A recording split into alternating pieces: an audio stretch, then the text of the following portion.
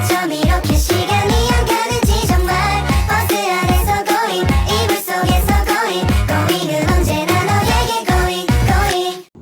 Perkenalkan, nama saya Dinda Amerika Serikat, NPM 22150180. Di sini saya akan mempresentasikan materi kita hari ini yang membahas tentang penyajian data secara visual. Di sini kita akan membahas tentang diagram dan tabel.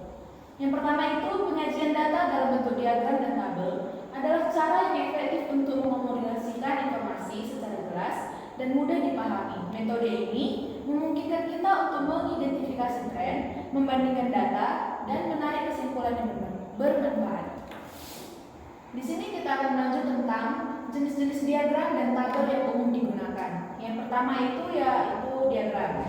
Diagram ini berupa bar, garis, lingkaran, dan scatter plot adalah beberapa jenis diagram yang sering digunakan untuk menyajikan data. Yang kedua itu adalah tabel. Tabel adalah cara yang baik untuk menyajikan data yang terstruktur seperti statistik, angka, dan fakta. Yang ketiga itu pilihan dengan bijak. Pemilihan jenis diagram atau tabel yang tepat tergantung pada tujuan, kompleksitas data, dan preferensi audiens. Yaitu yang ketiga tentang memilih penyajian data yang tepat. Yang pertama yang akan kita lakukan yaitu tujuan komunikasi.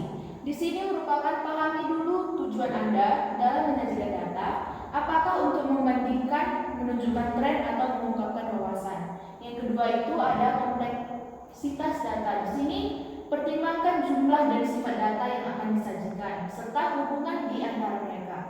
Yang ketiga itu preferensi audiens. Di sini sesuaikan penyajian data dengan kebutuhan dan latar belakang audiens Anda.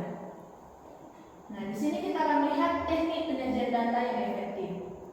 Yang pertama itu adalah mengenai tentang kejelasan. Di situ merupakan sajikan data dengan jelas, gunakan judul dan label yang mudah dipahami. Yang kedua itu fokus.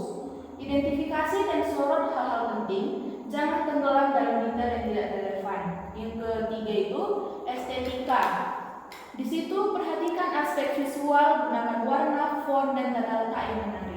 Dan yang keempat itu interaktif. Di sini pertimbangkan untuk membuat visualisasi interaktif agar audiens dapat berinteraksi dengan data. Selanjutnya yaitu menganalisis data melalui diagram dan tabel. Contohnya seperti ini. Yang pertama itu identifikasi pola. Lihat tren, hubungan, dan anomali yang terlihat dalam data. Yang kedua itu bandingkan dan kontraskan. Gunakan diagram dan tabel untuk membandingkan kategori atau kelompok data. Dan yang ketiga itu temukan wawasan. Interpretasi data untuk memperoleh wawasan yang membantu pengambilan keputusan. Nah, kesimpulan dari materi kita hari ini yaitu yang pertama itu mengenai wawasan berharga. Diagram dan tabel membantu mengungkapkan wawasan penting yang tidak terlihat dari data mentah. Yang kedua itu pengambilan keputusan, di mana visualisasi data membantu membuat keputusan yang lebih baik berdasarkan data yang akurat. Dan yang ketiga itu komunikasi yang efektif, di mana penyajian data visual memudahkan komunikasi kompleksitas data kepada audiens. Jadi, sekian materi kita hari ini. Terima kasih.